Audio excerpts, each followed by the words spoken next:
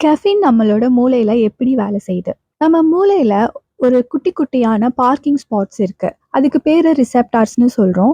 அந்த ரிசெப்டார்ஸ்ல பைண்ட் ஆகுறதுக்காக ஒரு கெமிக்கல் இருக்கு. அதுக்கு பேரு அடினோசின். இந்த அடினோசின் வந்து நம்மளோட டே டைம்ல பில்ட் ஆகிக்கிட்டே இருக்கும். அண்ட் அட் ஒன் டைம் அது வந்து நம்மகிட்ட சொல்லும், "ஸ்லோ டவுன் பண்ணு. இது ரெஸ்ட் எடுக்கிற டைம்" அப்படின்ட்டு.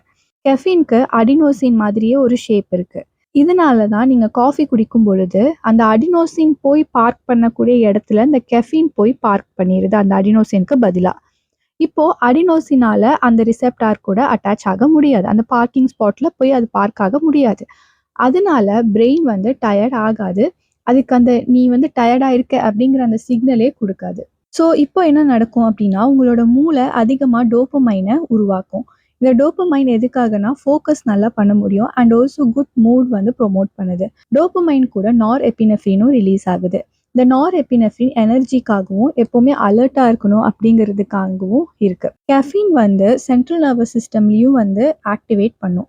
இந்த சென்ட்ரல் நர்வஸ் சிஸ்டம ஆக்டிவேட் பண்றதுனால ஹார்ட் ரேட் இன்க்ரீஸ் ஆகுது. அண்ட் நியூரான் ஃபயரிங் வந்து அதிகமா இருக்கும். இதனால தான் நீங்க காஃபி குடிச்சீங்கன்னா ரொம்ப ஆக்டிவா ஃபீல் பண்றீங்க. பட் எப்போ அந்த கெஃபீன் வந்து அந்த பார்க்கிங் ஸ்பாட்ஸ்லேருந்து எல்லாம் வெளியாகுதோ, அப்போ இந்த அடினோசின் போயிட்டு அந்த பார்க்கிங் ஸ்பாட்ஸ்ல போய் ஃபில் ஆயிடுது. அடினோசின் எல்லாமே ஒரே டைம்ல போயிட்டு பார்க் ஆகுறதுனால தான் இந்த காஃபி கிராஷ் அப்படிங்கிற ஒண்ணு நடக்குது.